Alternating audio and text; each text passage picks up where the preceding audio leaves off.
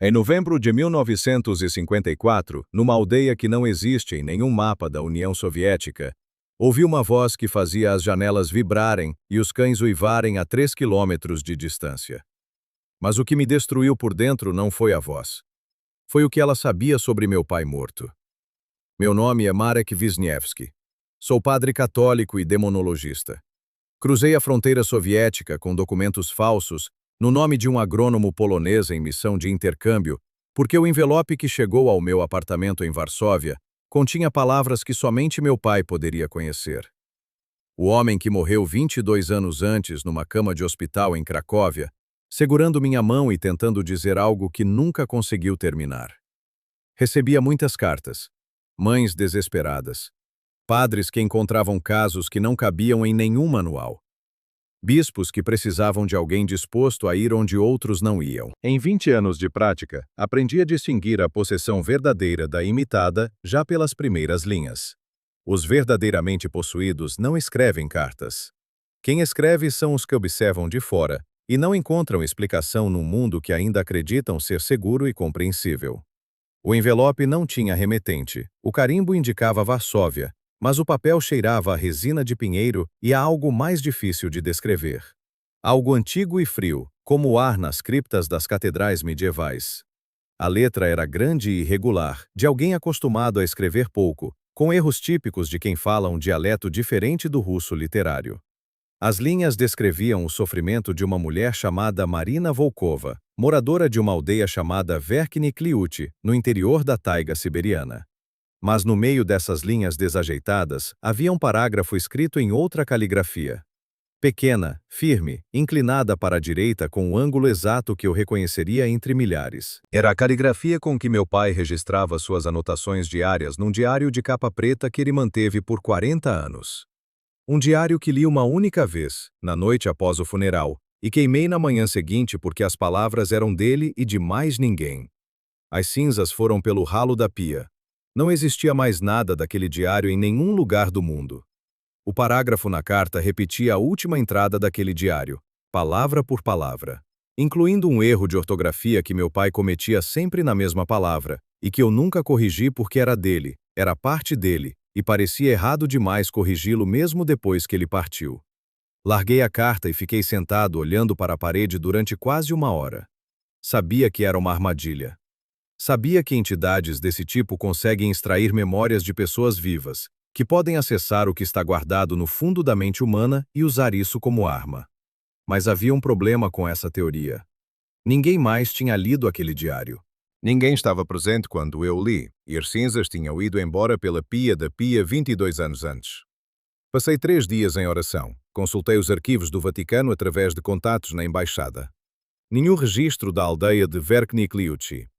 Entrei em contacto com o bispo de Wrocław, que mantinha conexões discretas com a comunidade católica clandestina soviética. Ele confirmou que aldeias assim existiam de fato, fora dos mapas oficiais, habitadas por descendentes de dissidentes religiosos e exilados de séculos anteriores. As autoridades soviéticas as ignoravam porque o custo de integrá-las ao sistema era maior do que qualquer benefício possível. No quarto dia decidi ir. Não porque acreditasse que era meu pai escrevendo daquele papel. Decidi porque se havia uma mulher sofrendo naquela aldeia, possuída por algo poderoso o suficiente para cruzar fronteiras e décadas e chegar até mim com a letra de um morto, então essa mulher merecia que alguém fosse até ela. Mesmo que esse alguém fosse eu. Mesmo que custasse a liberdade ou algo pior. Amigos, se esta história está chegando até você, considere deixar um like e se inscrever no canal. Isso me ajuda muito a continuar trazendo relatos como este, e garante que você não perderá o que vem a seguir. Os documentos foram preparados por pessoas que ainda se lembravam da guerra e sabiam como cruzar fronteiras sem deixar rastro.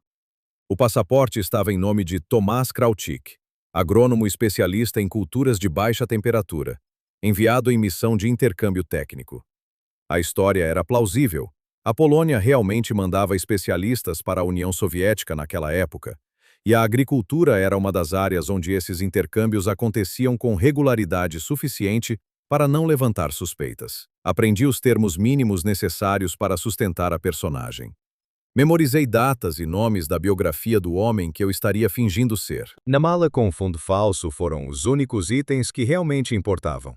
Água benta em frascos de cobre, óleo consagrado, um crucifixo de prata que pertenceu ao padre Andrei, meu mentor em demonologia, que morreu 2 anos antes sem que eu chegasse a tempo de me despedir.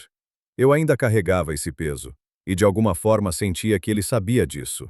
Cruzei a fronteira dentro de um caminhão de carga, entre caixotes com equipamentos agrícolas, deitado no chão sobre um cobertor fino, enquanto o veículo parava em postos de controle e guardas batiam nas laterais com as palmas das mãos. A cada parada o coração acelerava. A cada vez que o caminhão voltava a andar, eu soltava o ar devagar, contando até 4, como me ensinaram anos antes, quando aprendi que o controle da respiração pode ser a diferença entre manter a cabeça fria e perder tudo. O motorista era um homem de uns 60 anos, com o rosto curtido pelo vento e olhos de quem viu coisas que preferia não ter visto. Ele não perguntou quem eu era nem para que eu ia. Só disse, na despedida nos arredores de Minsk, olhando para minhas mãos: reconheço isso. Você segura as mãos como quem está sempre prestes a rezar. Não sei o que você vai fazer lá, mas seja cuidadoso. Eles não gostam de deuses estrangeiros aqui. Na verdade, eles não gostam de nenhum deus. Agradeci e caminhei em direção à estação, onde um trem para o leste me esperava. Moscou me recebeu com cheiro de carvão e pedra molhada, com um céu cinza que pressionava a cidade como a tampa de um caixão enorme, e com multidões de pessoas que se moviam pelas ruas com expressão de cansaço concentrado. Pessoas que aprenderam a não olhar nos olhos umas das outras porque olhar nos olhos podia custar liberdade ou saúde, ou o que quer que ainda restasse de uma vida que o sistema tinha ido gradualmente esvaziando. Fiquei 3 dias na capital esperando o mensageiro que me daria as instruções seguintes. Me hospedei num hotel para especialistas visitantes, um prédio de 6 andares com colunas e retratos do líder em todos os corredores. As paredes eram finas o suficiente para ouvir o vizinho respirar. Meu companheiro de quarto era um engenheiro de Leningrado que falava muito e não dizia nada importante. Aprendi rapidamente que esse era um mecanismo de defesa, desenvolvido ao longo de anos vivendo num sistema onde o silêncio era ouro e uma palavra descuidada podia ser sentença. No segundo dia, fui até uma das poucas igrejas ortodoxas ainda funcionando, não para rezar, mas para encontrar o mensageiro. Era um jovem de talvez 20 anos, com rosto que misturava fervor religioso e medo de ser ouvido. Um daqueles crentes clandestinos que se reuniam em apartamentos particulares e passavam orações escritas à mão, porque literatura religiosa praticamente não existia mais. Ele não disse o nome dele, nem pediu o meu. Só me entregou o envelope e disse em voz baixíssima, quase sem mover os lábios: reze por nós, padre. É difícil acreditar aqui, mas tentamos. O bilhete dentro do envelope dizia: Hotel Yenisei, em Krasnoyarsk. Um quarto estará reservado. Aguarde o homem de barba escura. Ele levará você adiante. O trem para Krasnoyarsk levou 4 dias e meio. 4 dias e meio num vagão com beliches de 3 andares, cheiro de ovos cozidos e tabaco, passageiros que mudavam a cada estação grande e carregavam histórias todas parecidas. Histórias de sobrevivência, de adaptação, de pequenas vitórias sobre o sistema e grandes derrotas aceitas como inevitáveis. Eu ficava na beliche de cima, porque lá me perturbavam menos, e passava as horas olhando pela janela enquanto a paisagem mudava com cada centena de quilómetros percorridos. Na 3ª noite, quando o trem estava parado numa estação e a maior parte dos passageiros dormia, um velho que eu nunca tinha visto subiu na minha beliche. Pequeno, magro, com o rosto coberto de rugas e olhos de criança, claros e curiosos. Ele não se apresentou, não perguntou meu nome. Simplesmente sentou ao meu lado e disse em voz baixíssima: Você vai até ela, vai? Não vá. Volte enquanto ainda pode. O que está dentro dela é mais antigo do que esta terra. Esperou muito tempo. Vai conseguir o que quer. Perguntei quem era ele e como sabia para onde eu ia. O velho só sorriu um sorriso que me deixou frio apesar do calor abafado do vagão e disse: Eu sou ninguém. Sou apenas um homem que ouve coisas. Ouço a terra respirar, as árvores conversando, as coisas que vivem no subsolo se virando no sono. Ela acordou. Ela sente você se aproximando. Ela está feliz. Depois disso, ele desceu da beliche e desapareceu no escuro do vagão. Na manhã seguinte, perguntei para a condutora sobre o velho. Ela me olhou como se eu fosse louco e disse que não havia nenhum velho naquele vagão. Todos os passageiros estavam registrados. Ela conhecia cada um de vista. Não insisti, mas a partir daquele momento não consegui mais me livrar da sensação de que algo me acompanhava. Não pessoas. Não os serviços de segurança do Estado. Algo diferente. que usava os olhos dos corvos pousados nos postes de telégrafo ao longo da ferrovia, e os olhos da própria taiga que avançava cada vez mais dos dois lados do trem. E lá dentro, no meio de toda aquela imensidão branca e silenciosa, alguma coisa muito antiga e muito paciente estava me esperando. Krasnoyarsk cheirava a fumaça de carvão e metal frio, e o Hotel Yenisei tinha o tipo de silêncio que não é ausência de som, mas sim presença de algo que prefere não ser ouvido. A recepcionista me olhou da cabeça aos pés com olhos de quem passou anos avaliando se as pessoas na frente dela eram um problema ou não. O quarto estava reservado no nome falso. As paredes eram finas. A cama rangia. Havia um exemplar do jornal dobrado sobre a mesa de cabeceira com uma manchete sobre produção agrícola que ninguém jamais leu até ao fim. Esperei 2 dias sem sair mais do que o necessário para comer. No segundo dia à noite, 3 batidas curtas e 2 longas na porta. O homem que entrou era grande, de uns 50 anos, com barba escura já mostrando fios brancos e mãos que pareciam ter derrubado árvores a vida inteira. Disse que seu nome era Dmitri, que trabalhava no setor de extração de madeira na região próxima à aldeia, que sua família morava em Verkhnia Kliuchi fazia 4 gerações, e que era ele quem havia escrito a carta para Varsóvia.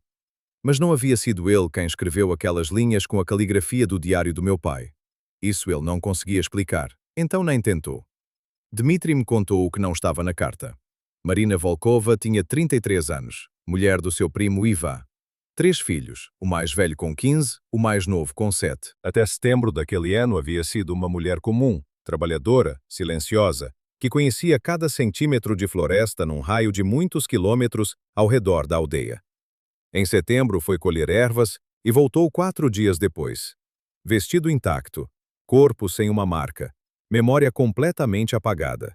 Não sabia onde tinha estado, não sabia o que tinha comido. Não sabia por que o vestido estava rasgado nas costas, como se algo tivesse tentado puxá-la de dentro para fora. A primeira semana depois do retorno, ela ficou como em sonho. Fazia as coisas da casa mecanicamente, sem responder perguntas, sem reagir aos filhos que choravam chamando por ela.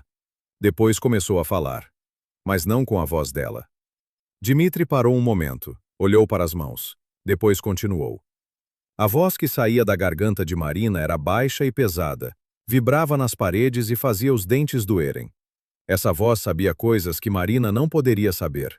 Chamava pessoas pelos nomes que usavam antes de chegar àquela aldeia e escrevia eventos que aconteceram décadas antes do nascimento dela. Numa semana previu uma tempestade que inundou as hortas. Numa outra anunciou que a vaca de um vizinho estava prenha, quando o animal não mostrava nenhum sinal. 3 dias depois nasceu o bezerro. Mas o pior não era isso. O pior era que a voz conhecia os segredos das pessoas. Não os segredos que se contam em voz baixa para os amigos. Os segredos que ficam enterrados dentro da gente e nunca são ditos em voz alta nem para si mesmo. As pessoas pararam de visitar a casa dos Volkov porque tinham medo do que a voz revelaria sobre elas na frente de todos. Marina foi trancada num quarto nos fundos da casa. Não resistia quando era ela mesma, mas quando a voz falava por ela, ficava forte de um jeito que não pertencia ao corpo de uma mulher do tamanho dela. Um padre ortodoxo local veio em outubro. Padre Serafim, 70 anos de serviço. Homem que tinha passado pela Revolução e pela Guerra e que dizia não ter mais nada no mundo que pudesse assustá-lo. Ficou menos de meia hora no quarto com Marina. A voz disse seu nome verdadeiro, não o nome com que ele servia, o nome que tinha antes de se tornar padre, quando era outra pessoa, num lugar diferente, fazendo coisas que nunca mais mencionou. E descreveu em detalhe o que ele tinha feito durante a guerra, numa estrada de terra no interior, numa noite sem lua, quando ainda acreditava que o fim justificava qualquer meio. O padre Serafim saiu do quarto sem falar, sem rezar, sem olhar para trás. Foi embora da aldeia naquele mesmo dia. Se mudou para a casa de parentes em Krasnoyarsk. Segundo Dmitri, até aquele momento ele não havia voltado a servir, não havia voltado a rezar, não saía praticamente de casa. Quem o visitava dizia que ele parecia um homem que viu algo que quebrou alguma coisa dentro dele que não tinha conserto. Dmitri me olhou e disse, é por isso que escrevi para Varsóvia.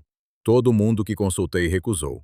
Um deles me deu seu endereço e disse que o senhor era o único que poderia ajudar, mas que não viria, que era longe demais e perigoso demais.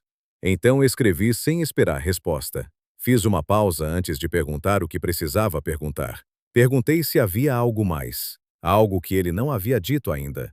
Dmitri ficou em silêncio por um tempo longo. Depois disse em voz muito baixa.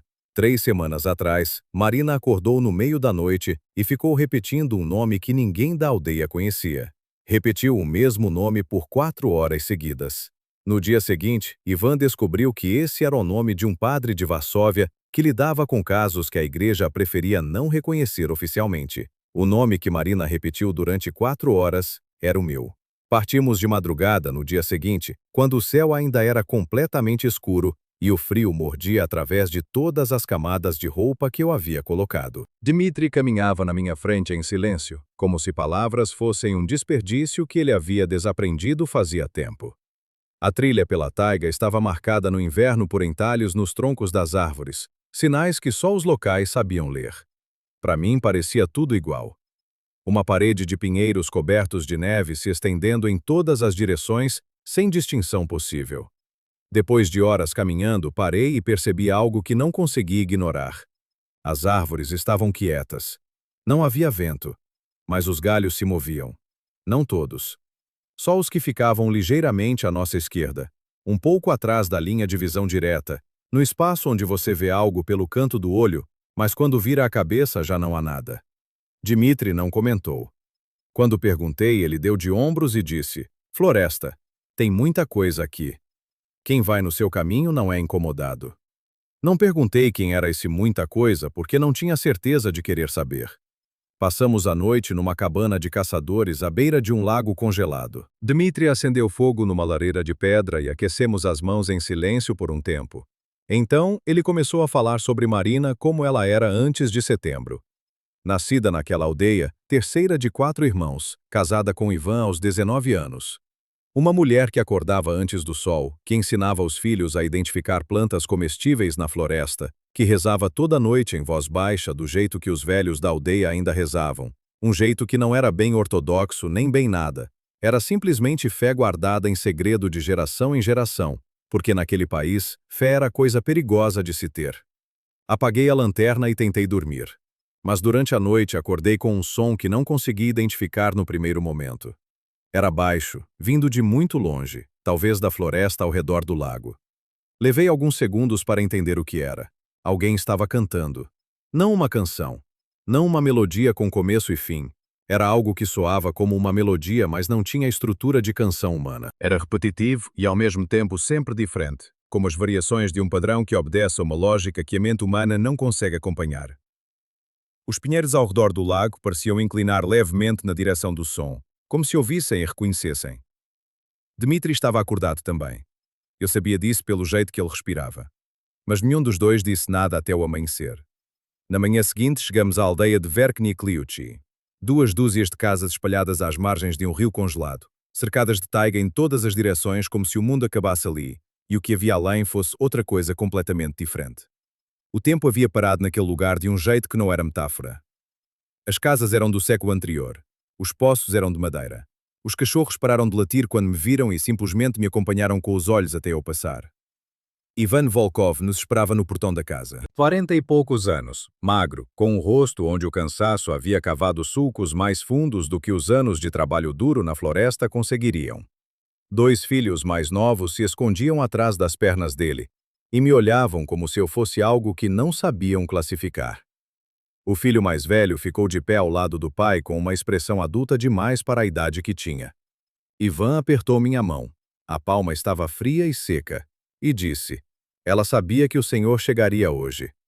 Esta manhã acordou e disse em voz clara, pela primeira vez em semanas, sem a outra voz, com a voz dela mesma. Disse: "Ele chega antes do meio-dia." Não disse Thomas. Não disse o nome falso do meu documento. Disse Marek. E aí eu entendi que qualquer ilusão que eu ainda carregasse sobre o controle da situação havia ficado para trás em algum ponto da trilha na taiga. O que estava naquela casa me esperava, e sabia exatamente quem eu era antes mesmo de eu bater a porta. O quarto cheirava a pedra molhada e a algo que não tinha nome em nenhuma língua que eu conhecia. Não era o cheiro de doença, não era o cheiro de sujeira acumulada.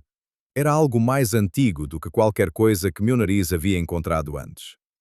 Como o ar dentro de um túmulo que não foi aberto em séculos. Como terra depois de uma chuva que caiu há muito tempo atrás e ainda não secou completamente. Ivan me levou pelo corredor em silêncio.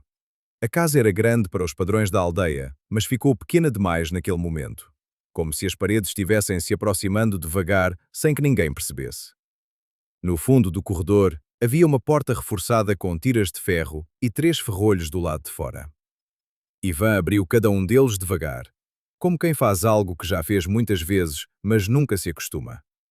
Entrei primeiro. O quarto era pequeno, uma janela perto do teto, bloqueada por tábuas pregadas. Uma lamparina a óleo numa prateleira na parede. E no canto, sentada no chão com as costas contra a madeira e as mãos amarradas a um anel de ferro fincado nos troncos, havia uma mulher. Marina Volkova tinha 33 anos, mas parecia ter vivido 3 vidas ao mesmo tempo. O cabelo estava emaranhado e caído sobre o rosto. A camisa, que um dia foi branca, estava cinzenta. Ela não se mexeu quando entrei, não levantou a cabeça. Por um momento pensei que estava dormindo, ou que havia algo pior do que dormir acontecendo. Então ela falou. A voz que saiu da garganta dela não era voz de mulher. Era baixa e pesada e vibrava em algum lugar dentro do peito, não nos ouvidos. Soava como se várias gargantas falassem ao mesmo tempo no mesmo tom, como um coral em que todas as vozes são a mesma voz, mas cada uma vem de um lugar diferente. Marek Wisniewski, disse a voz. Filho de Stanislau e Helena. Nascido em Cracóvia numa madrugada de março, quando a neve caía pela primeira vez naquele inverno depois de semanas de chuva. Sua mãe demorou 17 horas para que você chegasse. Seu pai ficou do lado de fora do quarto a noite toda sem conseguir sentar. Parei no meio do quarto. Sabia que entidades desse tipo conseguem extrair memórias de pessoas vivas. Sabia que podiam ler pensamentos e lembranças como quem folheia um livro aberto. Mas isso não era leitura, era conhecimento. Absoluto, completo, do tipo que só pertence a quem estava presente. Dei um passo à frente e disse a fórmula que usava no início de todo expurgo. Em nome do Pai, do Filho e do Espírito Santo. Quem és e por que direito ocupas este corpo? Marina levantou a cabeça. Os olhos dela eram completamente negros. Não a íris, não a pupila, tudo. Como o céu sem estrelas, como água funda que não reflete luz nenhuma.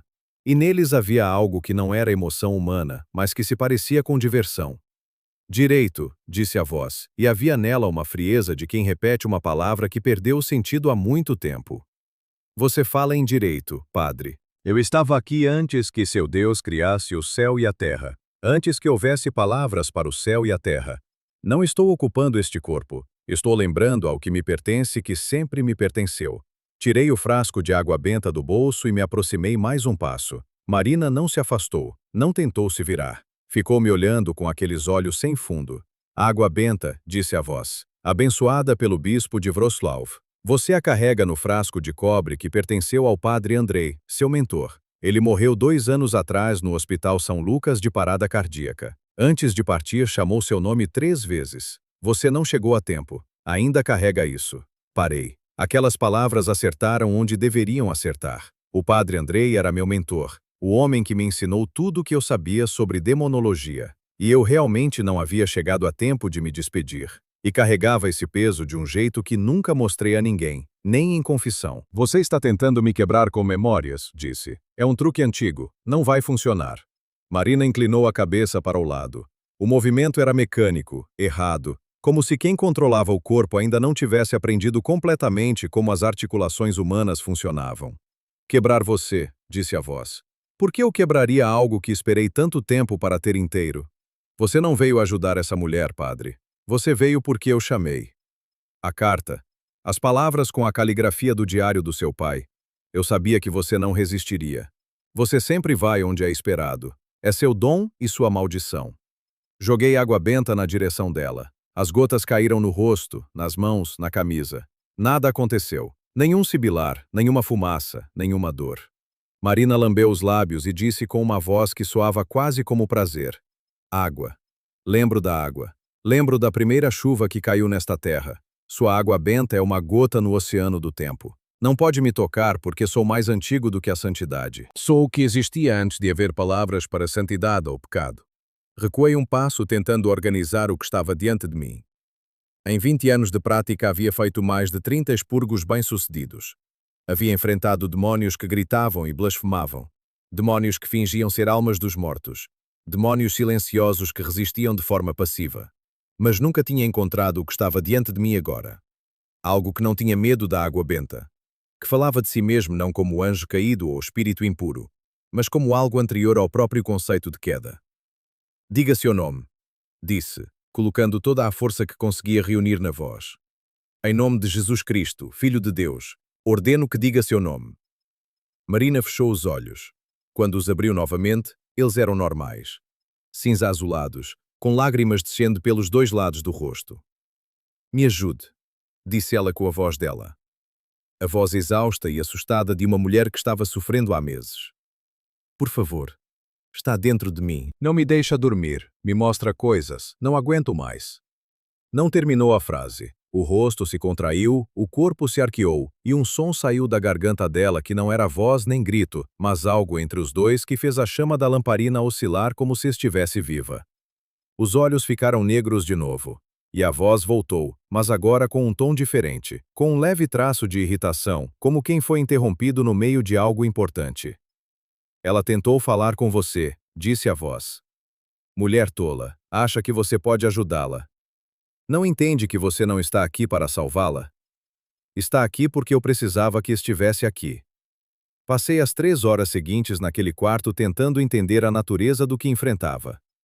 As orações padrão não tinham efeito. Recitei em latim, em polonês, em eslavônico eclesiástico que aprendi especificamente para meu trabalho em países eslavos.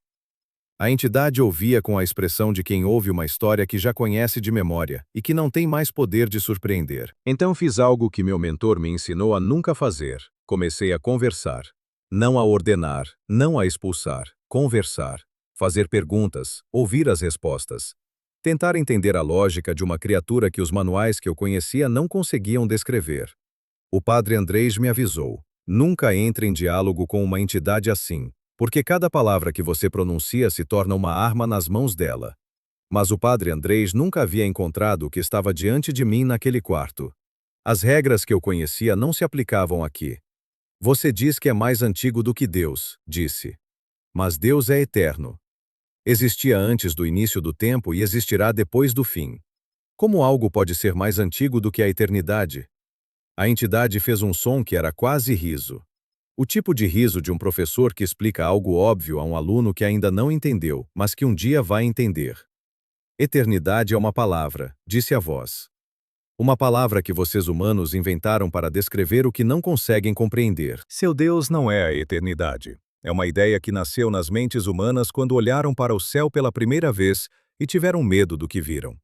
Não sou mais antigo do que seu Deus. Sou mais antigo do que o medo que o criou. Sou o que as pessoas temiam no escuro antes de aprenderem a dar nomes ao medo. Senti o chão se mover sob meus pés, não literalmente, no sentido de que a fé que havia construído minha vida inteira pareceu por um momento menos sólida do que sempre acreditei que fosse. Sabia que era exatamente isso que a entidade queria. Sabia que estava tentando destruir o alicerce sobre o qual minha capacidade de resistir estava construída. Mas saber não ajudava. Você está mentindo, disse. É o que fazem, mentem. Marina inclinou a cabeça e me olhou com uma expressão que num rosto humano poderia ter sido chamada de pena. Mentira é um conceito que só faz sentido para quem acredita na verdade, disse a voz. Eu não acredito na verdade. Eu sei. Saber e acreditar são coisas diferentes. Você acredita no seu Deus, Padre. Eu sei que ele existe para você porque você acredita nele. Para mim, ele é apenas mais uma história que as pessoas contam no escuro para não ter tanto medo de dormir. Nas horas seguintes, a entidade demonstrou seu conhecimento. Não o conhecimento de uma mulher camponesa da taiga, nem de um estudioso que dedicou a vida inteira à história. Ela descreveu eventos de milênios atrás com a precisão de uma testemunha ocular. Nomeou pessoas que não constavam em nenhuma crônica, camponeses, artesãos, mulheres e crianças que viveram e sofreram, e se foram sem deixar rastro na memória humana. Eu os coleciono, disse quando perguntei de onde vinha aquele conhecimento. Cada medo, cada grito, cada oração sem resposta, tudo vem até mim. Sou o lugar para onde vai a dor quando não tem para onde ir. Sou o poço sobre os dias do mundo, onde flui tudo que as pessoas não querem lembrar.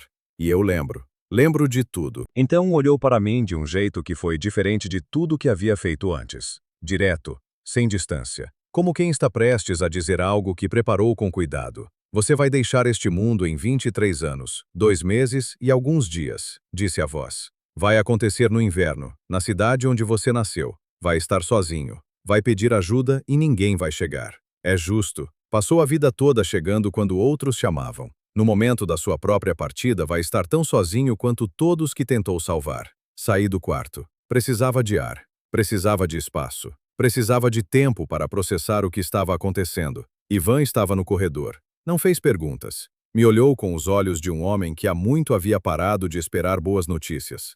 Fui até a varanda e fiquei de pé olhando para a taiga que cercava a aldeia em todas as direções. Um mar de pinheiros negros e verdes cobertos de neve, silencioso e indiferente, existindo há muito antes dos primeiros seres humanos chegarem a essas terras e disposto a existir muito depois do último partir. Pensei no que a entidade havia dito, que era mais antigo do que o medo que criou a ideia de Deus, que colecionava dor e gritos e orações sem resposta, que sabia a data da minha morte com a mesma naturalidade com que eu saberia o horário de um trem. E de dentro da casa, do quarto lá no fundo, veio um som. A entidade estava cantando. A mesma melodia que havia ouvido na noite anterior, vinda da floresta ao redor do lago congelado. A mesma sequência que não tinha estrutura de canção humana, mas que obedecia a uma lógica que a mente humana não conseguia seguir.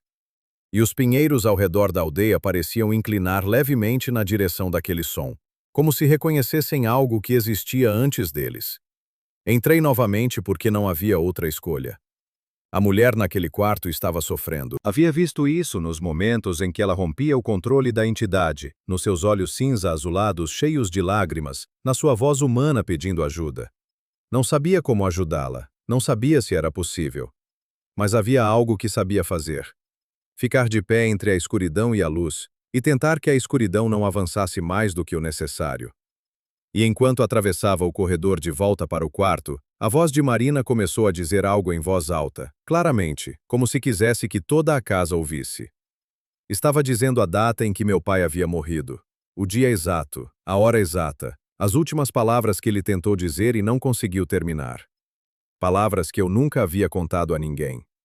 Entrei no quarto e a entidade estava sorrindo com a boca de Marina, enquanto repetia as últimas palavras não ditas do meu pai em voz alta, clara, sem pressa, como quem lê um texto que conhece de cor. Fechei a porta atrás de mim. Pedi a Ivan que ficasse no corredor e não entrasse até eu chamar, não importava o que ouvisse.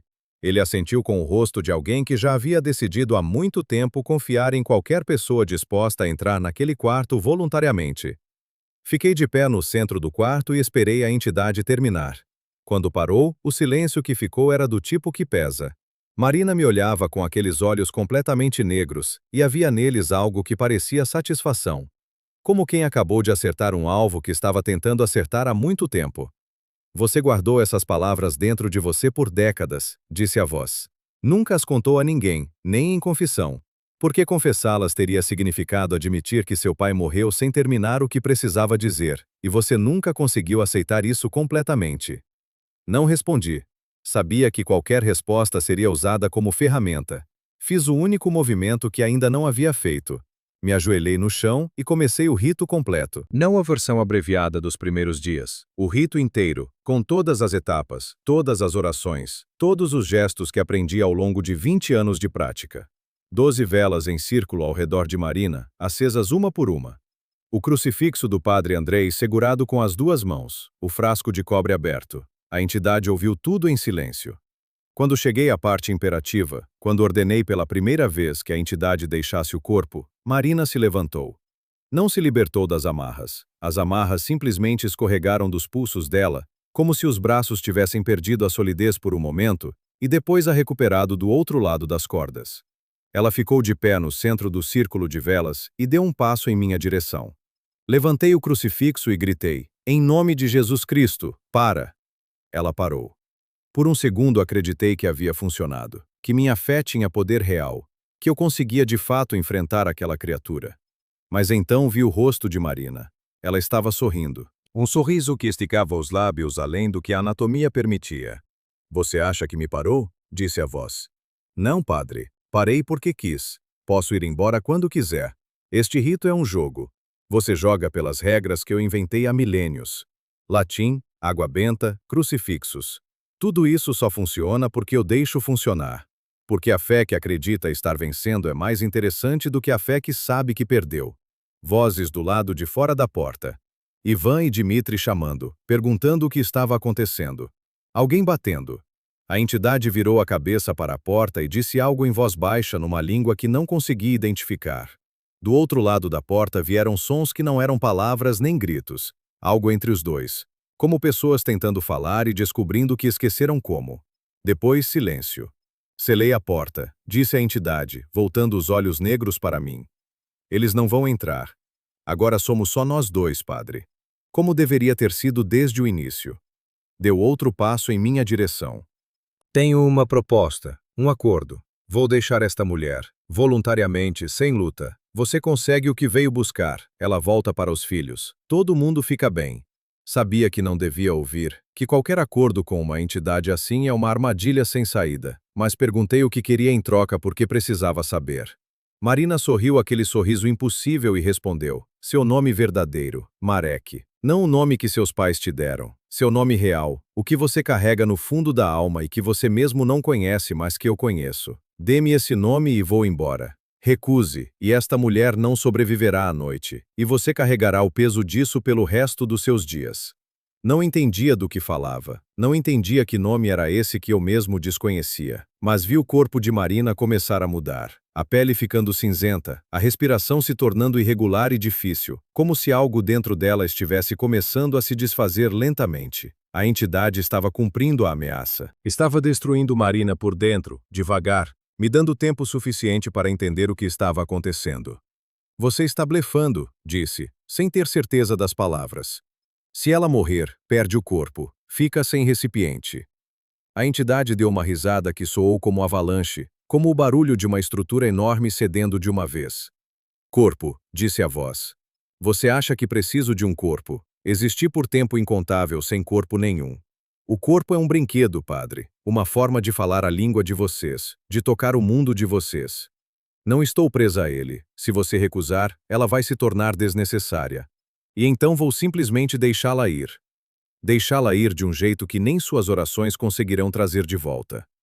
Olhei para Marina, para o rosto que era ao mesmo tempo o rosto de uma vítima e o rosto de algo que não pertencia àquele corpo. Para os olhos que alternavam entre o negro absoluto da entidade e o cinza azulado humano dela, como duas criaturas puxando na mesma direção oposta dentro de um único ser. Pensei nos filhos que esperavam na outra ponta da aldeia, no marido do lado de fora da porta que não conseguia mais entrar, em todas as pessoas que haviam depositado alguma esperança na minha chegada. E pensei que a entidade estava me oferecendo algo que eu não entendia, em troca de algo que não sabia que tinha. Não conheço meu nome verdadeiro, disse. Como posso dar o que não conheço? A entidade inclinou a cabeça com aquele movimento mecânico que não era humano e disse: não precisa conhecer, só precisa concordar. Diga apenas: entrego meu nome verdadeiro. Só isso. Eu faço o resto. Abri a boca para responder, e naquele exato momento algo mudou. Não no quarto, não na entidade, não em Marina, em mim. Como se eu tivesse carregado uma pedra no bolso a vida inteira sem saber que estava lá, e de repente colocasse a mão no bolso e sentisse o peso. Senti meu nome. Não Marek. Não o nome que meus pais me deram. Algo diferente, mais fundo. Algo que existia em mim antes de eu ter consciência de existir. Não conseguia pronunciá-lo, não conseguia nem formulá-lo em palavras, mas sabia que estava lá. E sabia que a entidade também o sentia se mover dentro de mim, como um objeto esquecido que alguém acaba de encontrar. E entendi o que ela realmente queria. Não o nome como palavra, o nome como essência. Tudo que fazia de mim quem eu era. Minha fé, minha missão, minha capacidade de ficar de pé no espaço entre a escuridão e a luz. O fogo interno que me havia trazido até aquela aldeia perdida na taiga, que havia-me feito cruzar fronteiras com documentos falsos, que havia-me feito entrar naquele quarto quando todos os outros haviam recusado.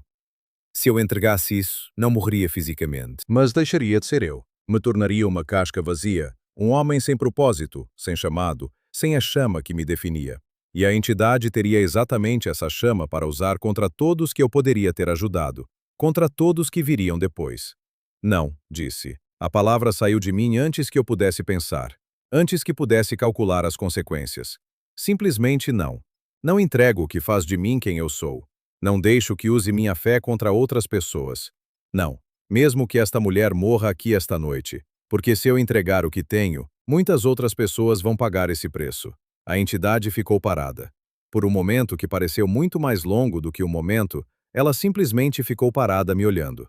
E eu vi nos olhos negros de Marina algo que em 20 anos de prática nunca havia visto em nenhuma entidade que enfrentei. Surpresa.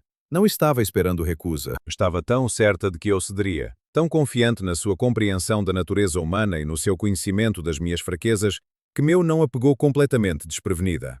Vai deixá-la morrer, disse a voz. E agora havia nela algo que não havia antes. Uma nota que eu não consigo chamar de incerteza, porque provavelmente ela não era capaz de incerteza. Mas havia algo. Você é um padre que dedicou a vida a salvar pessoas. Vai deixar esta mulher ir para salvar a si mesmo? Não respondi. Em vez disso, fiz algo que nunca havia feito em 20 anos de prática. Me ajoelhei no chão de madeira fria daquele quarto fechado e comecei a rezar. Não as fórmulas litúrgicas que havia repetido milhares de vezes em latim e eslavónico. Rezei com minhas próprias palavras, simples e diretas, da forma que rezava em criança antes de saber que existia demonologia, quando a fé não era profissão, mas simplesmente parte da vida, como respirar e dormir. Rezei por Marina e pelos filhos dela e pelo marido que esperava do lado de fora, sem conseguir entrar. Rezei por mim mesmo, pela força de continuar, pela sabedoria de encontrar um caminho quando não havia caminho visível. E rezei pela entidade também, porque mesmo ela, com toda a sua antiguidade e poder, com todo o seu conhecimento e crueldade, era parte da criação. E se existia, havia uma razão que eu não entendia, mas que aceitava. A entidade começou a falar. Primeiro com um tom de quem está entediado. Depois com irritação crescente. Depois com algo que se aproximava de raiva. Mas eu não ouvia. Estava em algum lugar entre as palavras e os pensamentos, no espaço onde a oração deixa de ser pedido e vira estado, onde a fé para de ser crença e vira realidade. E então ouvi uma voz. Não a voz da entidade, não a voz de Marina. Uma voz que não ouvia faz mais de 20 anos. Desde a última vez que fiquei ao lado de uma cama de hospital em Cracóvia segurando a mão de um homem que tentava dizer algo e não conseguia terminar. A voz do meu pai, pronunciando o meu nome, não Marek, o outro nome. O que eu havia sentido se mover dentro de mim minutos antes como pedra esquecida no bolso. E no momento em que aquela voz pronunciou aquele nome, Marina Volkova soltou um grito que não era humano, e não era da entidade, era algo entre os dois, como o som de algo muito grande e muito antigo, sendo arrancado de um lugar onde ficou preso por muito tempo. Então, silêncio total. Abri os olhos e Marina estava no chão, imóvel, a 3 passos de mim. Rastejei até ela porque meu corpo recusava andar. Coloquei a mão no pescoço dela. O pulso estava lá. Fraco e irregular, mas presente. Fiquei sentado ao lado dela, no chão frio do quarto fechado, encostado na parede, esperando que meu coração voltasse ao ritmo normal. Do lado de fora da porta, Ivan começou a bater de novo. Desta vez a porta abriu. Quando ele entrou e viu a esposa no chão, fez um som que nunca vou esquecer. O som de um homem que perdeu toda a esperança e a encontrou de volta no mesmo segundo. Se ajoelhou ao lado dela, tomou o rosto dela nas mãos, e Marina abriu os olhos, cinza-azulados, cheios de lágrimas, completamente humanos. Chamou o nome do marido em voz baixa. Era ela, completamente ela. Os dias que se seguiram àquela noite se fundiram numa única faixa longa de cansaço e fraqueza, diferente de qualquer coisa que havia sentido antes. Dormi 18 horas seguidas no primeiro dia. Acordei apenas para comer e voltei a dormir sem sonhos, um sono fundo e vazio como o quarto onde Marina havia ficado presa por meses. Meu corpo estava se recuperando de algo que não tinha nome nos manuais que eu conhecia. Como se aquela noite tivesse consumido uma reserva que levaria tempo para voltar. Marina se recuperou mais rápido do que eu. No segundo dia já conseguia sentar. No terceiro, andava com a ajuda do marido. No quarto falava, com voz fraca e rouca, mas falava. Os filhos voltaram para casa e o mais novo ficou grudado na mãe por dias, como se tivesse medo de que se soltasse, ela fosse embora de novo. Numa manhã do quinto dia, nos sentamos juntos na varanda da casa. O céu estava cinza e baixo, do tipo que em dezembro, na Sibéria, pode durar semanas sem mudar. A taiga ao redor da aldeia estava quieta, coberta de neve, nem hostil nem amigável, apenas presente, como sempre estivera antes de qualquer um de nós existir. Marina olhou para as próprias mãos por um tempo longo antes de começar a falar. Disse que se lembrava de tudo, cada palavra, cada ação, cada pensamento que a entidade havia pensado, usando sua mente como recipiente. E que havia uma coisa que a entidade nunca quis que eu soubesse. Ela tinha medo de você, disse Marina sem me olhar. Dizia que não tinha medo, que era mais antigo do que o medo, mas era mentira. Havia algo em você que ela não conseguia compreender. Não sua fé. Algo diferente que ela chamava por um nome que não existe em russo. Algo que se traduziria mais ou menos como luz que não precisa de fonte. E o que ela não conseguia compreender, ela não conseguia consumir. E o que não conseguia consumir a assustava. Perguntei o que havia acontecido no final. Como a entidade havia partido. Por que havia partido? Marina ficou em silêncio por um tempo. Depois disse: ouvi uma voz. Uma voz de homem, vinda de um lugar que não consigo descrever. Não era de dentro da casa nem de dentro de mim. Era de outro lugar completamente. Essa voz disse seu nome, não Marek, o outro nome. E quando disse, o que estava dentro de mim gritou de um modo que nunca havia gritado em todos os meses que ficou lá.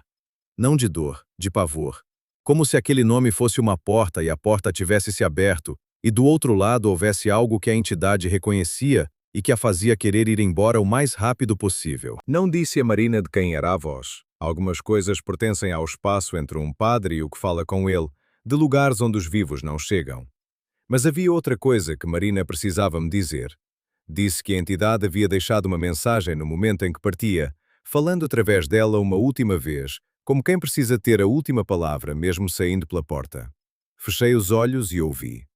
A mensagem que Marina repetiu para mim naquela manhã na varanda foi dita com suas próprias palavras, com sua voz, mas havia nelas um padrão que não era dela, uma estrutura que reconheci como pertencendo a algo que escolhe as palavras com o cuidado de quem sabe que serão lembradas. Você venceu hoje, padre, mas isto não é o fim de nada, é o começo de tudo. Mostrei a você que o mundo é maior do que suas orações conseguem alcançar. Mostrei que existem coisas para as quais sua fé não tem resposta. Você vai levar esse conhecimento consigo, e ele vai crescer dentro de você como semente jogada em terra fértil. Vai duvidar, vai buscar respostas, e um dia as vai encontrar, mas elas não vão trazer paz. Vamos nos encontrar de novo, Marek Wisniewski. Não eu, algo que está conectado a mim, algo que conhece seu nome tão bem quanto eu conheço. Quando isso acontecer, lembre desta noite. Lembre como se sentiu ajoelhado no escuro. Lembre a voz do seu pai. Vai precisar dessa memória. Vai precisar de tudo que tem. Marina parou. Ficou em silêncio por um momento. Depois acrescentou algo em voz ainda mais baixa, como se tivesse vergonha de dizer, mas soubesse que precisava. Tinha mais uma coisa. Disse que você ia para os pântanos. Que havia um lugar além do rio, onde a terra é mais fina e as vozes mais altas. Disse que havia algo esperando lá que é para a entidade daqui como um pai é para um filho. E disse que você ia de qualquer forma porque não consegue fazer diferente. Disse que esse era o seu nome verdadeiro. Fiquei olhando para a taiga em silêncio. Não respondi nada porque não havia nada a responder. Ela estava certa. A entidade estava certa. E as duas estavam dizendo a mesma coisa com palavras diferentes. Havia um caminho, e eu ia segui-lo. Não por coragem, não por vocação no sentido que se aprende nos seminários, por algo mais simples e mais difícil do que isso. Porque era quem eu era. E ser quem você é não é escolha. Marina viveu por mais muitos anos depois daquela noite. Dmitri me escreveu anos depois dizendo que ela havia se recuperado completamente, que cuidava da casa, dos filhos, que envelhecia junto com Ivan de um modo quieto e honesto, que nunca mais entrou na floresta sozinha, que nunca falou com ninguém sobre o que havia acontecido, nem com o marido, nem com os filhos. Só havia falado comigo, uma única vez, naquela manhã na varanda, e pediu que eu não contasse a ninguém.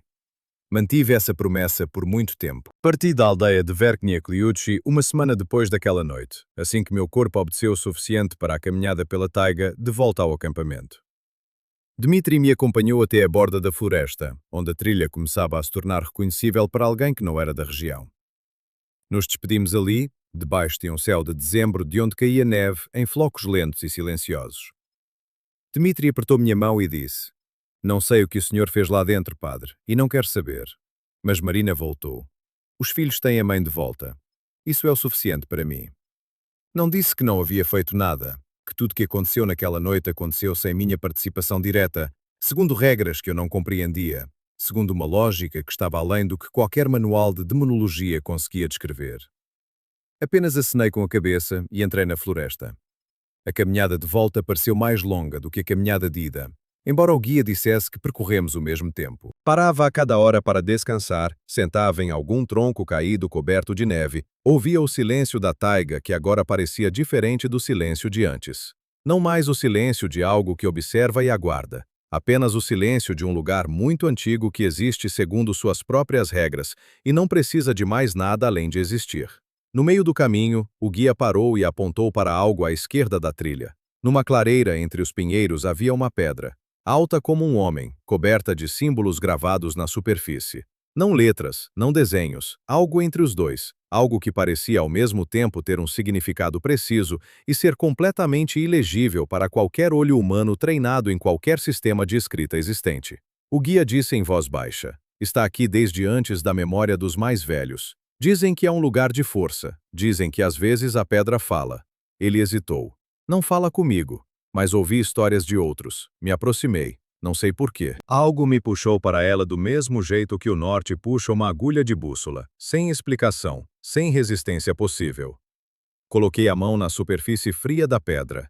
Não ouvi voz, não ouvi palavras, mas senti algo que só consigo descrever como eco, como a reverberação de algo dito há muito tempo atrás que ainda ressoa naquele lugar porque a pedra guarda sons da forma que a madeira guarda o formato de uma mão que a pressionou com força. E reconheci esse eco. Era da mesma natureza do que havia encontrado no quarto de Marina. Não a mesma entidade, mas da mesma origem. Como duas vozes diferentes cantando a mesma canção em tons diferentes. Entendi então o que a entidade havia tentado me explicar quando disse que era a memória da Terra. A terra siberiana estava saturada de algo que existia muito antes das primeiras pessoas chegarem a essas florestas. Não um demônio no sentido que aprendi nos seminários, algo anterior a qualquer categoria que eu pudesse usar. E expulsar esse algo do corpo de Marina não havia significado destruí-lo.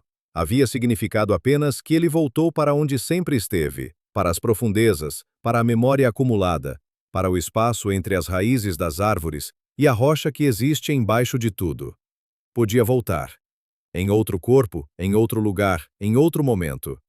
Mas naquele instante estava onde sempre havia estado, dormindo debaixo da taiga, com a paciência de algo que não precisa de relógio porque tem tempo demais para que o tempo faça diferença.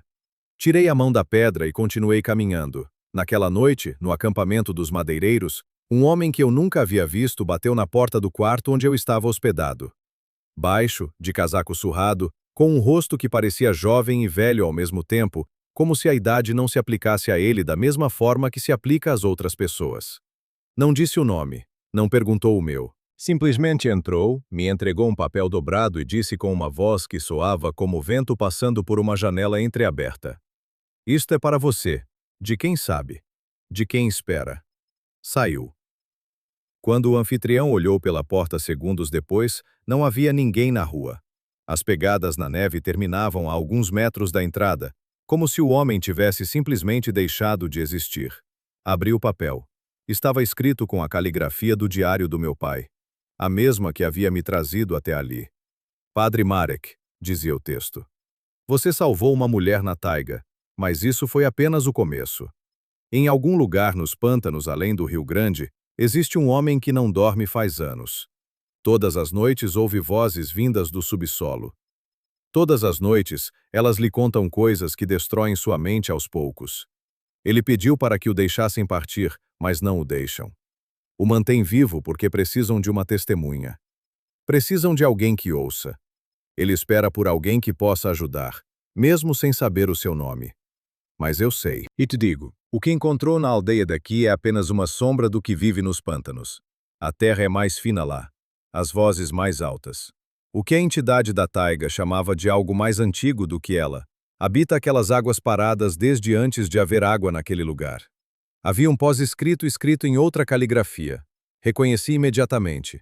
Era a letra de Marina, a mesma que havia visto nas cartas que ela ditou aos filhos durante os meses de possessão. Quando em raros momentos de lucidez pedia que alguém escrevesse para eles porque não conseguia segurar o lápis. Padre Marek, dizia o pós-escrito. A entidade me disse que você iria de qualquer forma. Que isso era o seu nome verdadeiro. Reze por você mesmo também. Rezo por você todos os dias. Vou rezar até o fim dos meus dias porque sei o que espera lá. E sei que você vai ir assim mesmo porque não consegue fazer diferente. Cuide-se. Dobrei o papel e guardei no bolso interno do casaco, junto ao crucifixo do padre Andrei. As mãos não tremeram. O coração bateu com um ritmo normal. Não senti medo. Senti a clareza de quem entendeu que não existe caminho alternativo, que existe apenas o caminho que existe, e que tudo que resta é segui-lo com os olhos abertos e a fé intacta. Não porque a fé garante proteção, mas porque é o único instrumento que tenho e que funciona de formas que ainda não entendo completamente. Os pântanos. Um homem que não dorme faz anos, porque vozes do subsolo não o deixam partir. Um lugar onde a terra é fina demais e o que dorme embaixo dela está mais perto da superfície do que em qualquer outro lugar que já visitei. Partiria em alguns dias, não naquele momento, porque meu corpo ainda precisava de tempo e o caminho que me esperava não perdoaria fraqueza, mas partiria, porque havia uma pessoa sofrendo num lugar que os mapas não mostram e essa pessoa merecia que alguém fosse até ela. Mesmo que esse alguém fosse eu. Mesmo que o que esperasse no fim do caminho fosse maior e mais antigo do que tudo que havia enfrentado até então. Essa é a coisa que aprendi naquelas semanas na taiga soviética, num quarto fechado com algo que existia antes de haver palavras para qualquer coisa. Não aprendi que a fé é invencível, não aprendi que o bem sempre vence. Aprendi que às vezes a única resposta honesta para o mal não é a vitória, é a recusa. A recusa de entregar o que você é, mesmo quando o custo da recusa parece insuportável. A recusa de deixar que o que existe no escuro defina quem você é na luz. E que essa recusa, simples e silenciosa como um não dito de joelhos no chão frio de um quarto fechado, pode ser o ato mais poderoso que um ser humano é capaz de realizar. Agora te pergunto uma coisa, e quero que pense com honestidade antes de responder. Se você estivesse naquele quarto, com uma vida inocente na balança de um lado e tudo que você é do outro, você conseguiria dizer não? Escreve nos comentários o que acha que faria. Não o que gostaria de fazer, o que realmente acha que faria. Se esta história chegou até você e te fez pensar, deixa o like e se inscreve no canal. Tem muito mais por vir.